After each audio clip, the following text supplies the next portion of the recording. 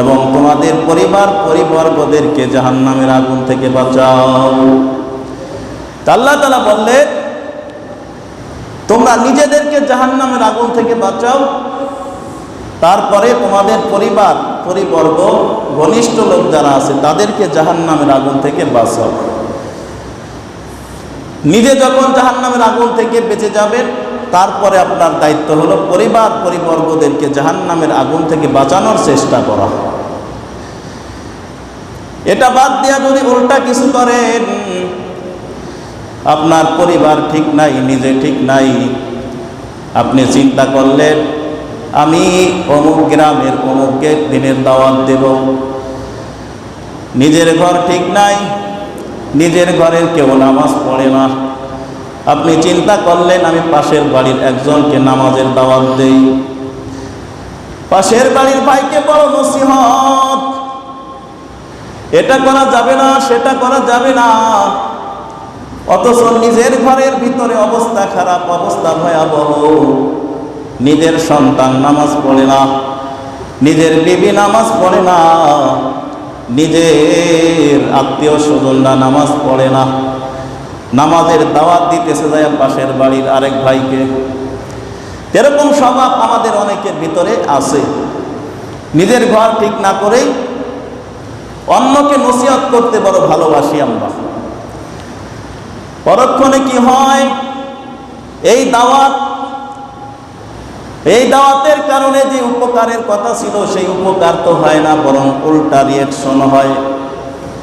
অনেককে দাওয়াত দিতে গেলে বলে আগে নিজের ঘর ঠিক করো, তোমার সন্তানই তো নামাজ পড়ে না, তোমার বিবি তো নামাজ পড়ে না, আমাদেরকে কেন দাওয়াত দিতে আইছো? অনেক সময় এরকম বলে ফেলে।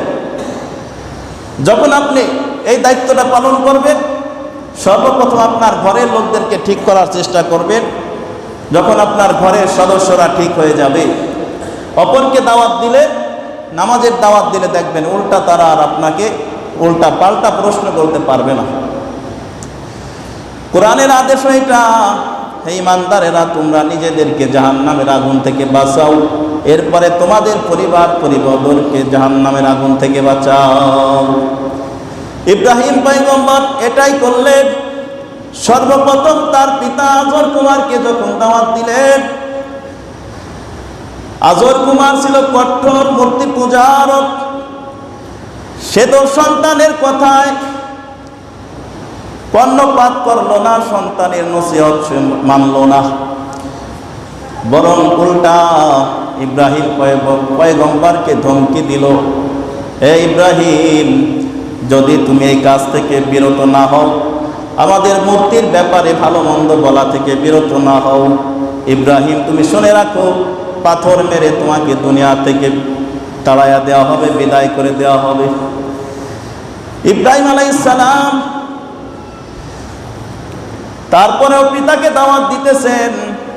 এক পর্যায়ে তার পিতা সাফ জানায়া দিলেন, ইব্রাহিম ওয়াহজুরনি মালিয়া, দূর হয়ে যাও চিরদিনের জন্য, আমার ঘর থেকে বাইর হয়ে যাও, যাও, তোমার মতো সন্তান দরকার নাই। অনেক সময় দেখবে সন্তানে যদি মারাত্মক কোনো অন্যায় করে, পিতায় কি করে, ত্যায্য পুত্র করে দেয়, যে তোর মতো সন্তান আমার দরকার নাই, ত্যায্য পুত্র করে দেয়। ত্যায্য পুত্রের মানে হলো এই সন্তানকে আর সে সন্তান বলে পরিচয় দেবে না।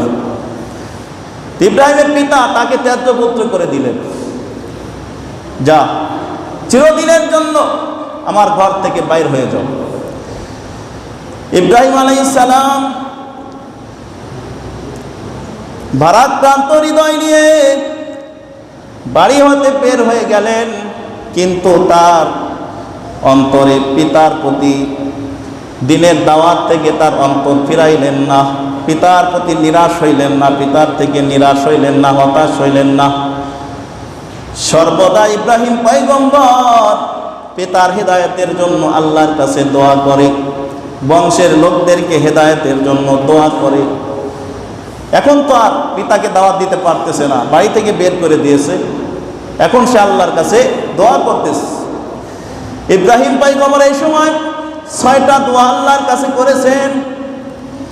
ইব্রাহিম পয়গম্বর পিতার জন্য দোয়া করেছেন। এই মুহূর্তে ইব্রাহিম পয়গম্বর 6টা দোয়া আল্লাহর কাছে করছেন।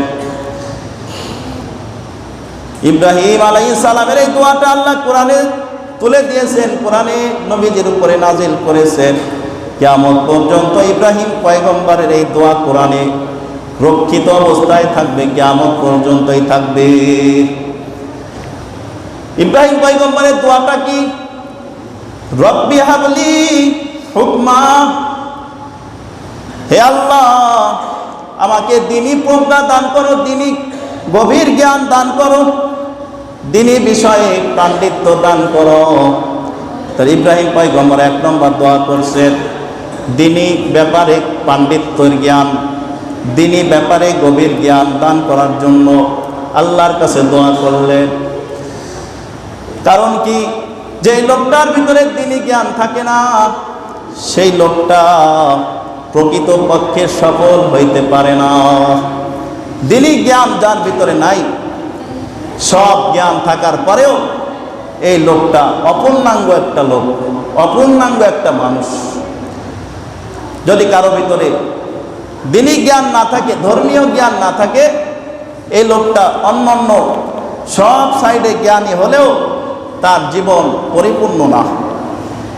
এই কারণে আমরা খবর পাই দুনিয়াবি ডিগ্রিধারী সব ডিগ্রি শেষ হয়ে গেছে, দুনিয়াবি কোনো ডিগ্রি বাকি নাই, সব ডিগ্রি অর্জন করেছে। তারপরেও দেখা যায় তার খুন খারাপি বন্ধ হয় না। দুনিয়াবি ডিগ্রির অভাব নাই, তারপরেও দেখা যায় পিতা মাতাকে মারধর করে, বাবার গায়ে হাত তুলে, মায়ের গায়ে হাত তুলে। আছে না নাই জনে বলে? এমন বহু পণ্ডিত আছে দুনিয়াবি সব ডিগ্রি তার শেষ, সব ডিগ্রি অর্জন হয়েছে, তারপরেও পিতা মাতার জায়গা তার ঘরে হয় না, তার পিতা মাতার জায়গা হয় ওই বৃদ্ধাশ্রমে। ঠিক কিনা জোরে বলে? তাহলে দুনিয়াবি সব ডিগ্রি অর্জন করছে, তারপরেও কি মানুষকে খুন করে, হত্যা করে, এগুলো বন্ধ হয় না। দুনিয়াবি সব ডিগ্রি অর্জন করছে, তারপরেও পিতার গায়ে হাত তুলে, মায়ের গায়ে হাত তুলে, মা বাবাকে বাড়ি থেকে তাড়িয়ে দেয়। মা বাবার স্থান তার ঘরে হয় না, মা বাবার স্থান হয় ওই বৃদ্ধাশ্রম। এগুলো কারা করে? আপনি তলব চালাইয়া দেখেন, এরা হলো ওই সমস্ত কুলাঙ্গার সন্তান যারা দুনিয়াবি সব ডিগ্রি অর্জন করছে, কিন্তু একটা ডিগ্রি অর্জন করতে পারে নাই, সেটা হলো দ্বীনি ডিগ্রি, দ্বীনি জ্ঞানের ডিগ্রি অর্জন করতে পারে নাই, ইসলামিক জ্ঞানের ডিগ্রি সে অর্জন করতে পারে নাই। এই কারণেই তার করুণ অবস্থা। খোলাসা এটাই, দ্বীনি জ্ঞান কারো ভিতরে যদি না থাকে, সেই লোকটা পশ্চিমকালেও পূর্ণাঙ্গ মানুষ হতে পারবে না।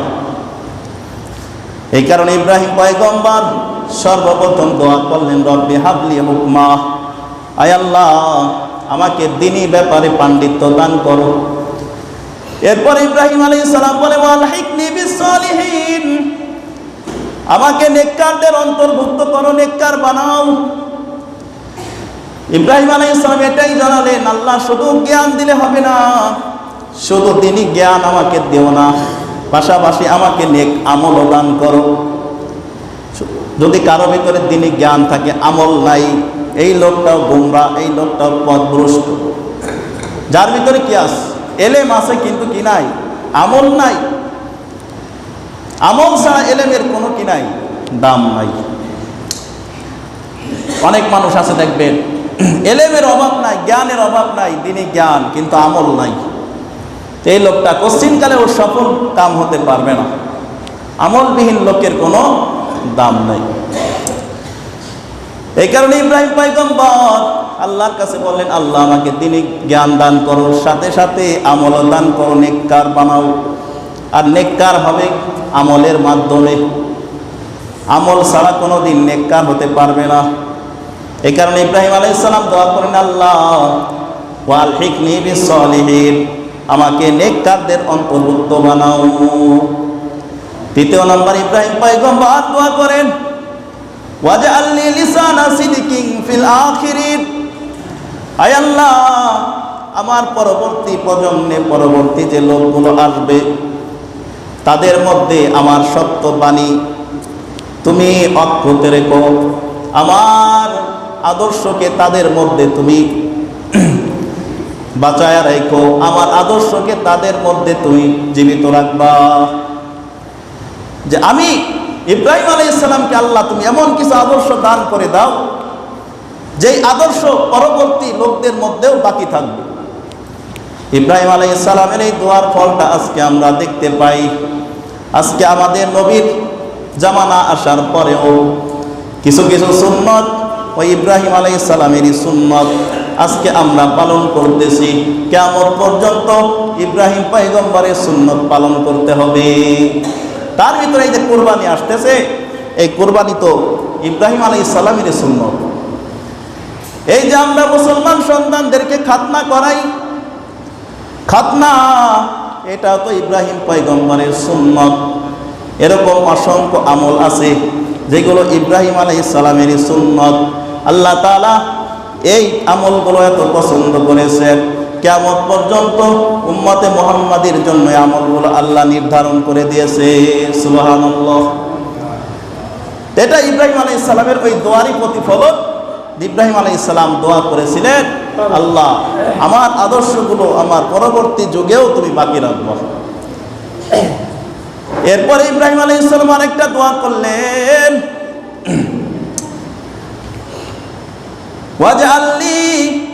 ওয়াজআলনি মিন ওয়ারাসাতি জান্নাতিন নাঈম। আয় আল্লাহ তুমি আমাকে জান্নাতুল নাঈমের অন্তর্ভুক্ত করো, বাসিন্দা বানাও। জান্নাত প্রার্থনা করছেন ইব্রাহিম খলিলুল্লাহ। এই কারণে আমাদের নবীও উম্মতদেরকে শিখাই দিলেন, উম্মত দোয়া করবা, আল্লাহুম্মা ইন্নী আউযু বিকা, আল্লাহুম্মা ইন্নী আসআলুকাল জান্নাতা ওয়া নাউযু বিকা মিনান নার। নবীদের উম্মতদেরকে দোয়া শিখাইছেন, উম্মতেরা এই দোয়া করবা, হে আল্লাহ আমাদেরকে জান্নাত দান করো, জাহান্নাম থেকে মুক্তি দাও। জান্নাত দান করো, জাহান্নাম থেকে মুক্তি দাও। এই দোয়াটা আমাদের নবীও শিখাইছেন, আমাদেরকে এই দোয়া করার জন্য আদেশ করেছেন, আমাদেরকে উৎসাহিত করেছেন যে উম্মতেরা তোমরা আল্লাহর কাছে জান্নাত প্রার্থনা করবে, জাহান্নাম থেকে মুক্তি চাইবে। এরপরে ইব্রাহিম পয়গম্বর আরেকটা দোয়া করলেন, রব্বিগফিরলি আবি ইন্নাহু কানা মিনাদ দাল্লিন। হে আল্লাহ আমার পিতাকে তুমি মাফ করে দাও, নিশ্চয়ই সে পথভ্রষ্টদের মধ্য হতে। ইব্রাহিম পয়গম্বর তার পিতার জন্য দোয়া করতেছেন। এরপর ইব্রাহিম আলাইহিস সালাম আরেকটা দোয়া করলেন, ওয়ালা তুখজিনি ইয়াউমাল কিয়ামাহ ওয়ালা তুখজিনি ইয়াউমা ইউবাসুন। কিয়ামতের দিন সকলের সামনে আমাকে পিতার কারণে অপমানিত করিয়েন না, লজ্জিত করিয়েন না। পিতার জন্য ইব্রাহিম পয়গম্বর দোয়া করছেন, তাকে বাড়ি থেকে তাড়াইয়া দিছে, তারপরেও পিতার হেদায়েতের দোয়া করতেছে। এবং কিয়ামতের দিন যেন পিতার কারণে ইব্রাহিম আলাইহিস সালামকে লজ্জিত না হতে হয়, এই জন্য ইব্রাহিম আলাইহিস সালাম আল্লাহর কাছে দোয়া চালাইয়া যাইতেছে। এই কারণে একজন মানুষ যতক্ষণ পর্যন্ত বেদিন থাকে, তার হায়াত থাকে, এই বেদিনের জন্য তার হেদায়েতের দোয়া করা যাবে, হেদায়েতের দোয়া করতে হবে, আল্লাহ তাকে হেদায়েত দান করবে। কিন্তু বেঈমান অবস্থায় যদি লোকটার ইন্তেকাল মারা যায়, তাহলে এই লোকের জন্য আর মাপের দোয়া করার কোনো অবকাশ নাই, অনুমতি নাই। ইব্রাহিম আলাইহিস সালাম পিতার মৃত্যুর আগ পর্যন্তই দোয়া করছেন, হেদায়েতের দোয়া। ইব্রাহিম আলাইহিস সালাম তার বংশের ব্যাপারেও নিরাশ হইলেন না, কিভাবে বংশকে মূর্তি পূজা থেকে ফেরানো যায়, কিভাবে চন্দ্র সূর্য নক্ষত্রের পূজা থেকে ফেরানো যায়, এই টেকনিক ইব্রাহিম আলাইহিস সালাম সর্বদাই অবলম্বন করলেন। ইব্রাহিম আলাইহিস সালাম তার বংশকে তারকা পূজা করা যাবে না, চন্দ্রের পূজা করা যাবে না, সূর্যের পূজা করা যাবে না, এই থেকে ফেরানোর জন্য একটা টেকনিক অবলম্বন করলেন, হিকমত অবলম্বন করলেন। এই হিকমতের কথাটাও আল্লাহ তাআলা কোরআনে জানাইয়া দিলেন, ফালাম্মা জান্না আলাইহিল লাইলু রাআ কাওকাবা। ক্বালা হাযা রাব্বী ফালাম্মা আফালা ক্বালা লা উহিব্বুল আফিলিন। আল্লাহ তাআলা জানায়া দেন, ফালাম্মা জান্না আলাইহিল লাইলু, যখন রাত্রের অন্ধকার ইব্রাহিম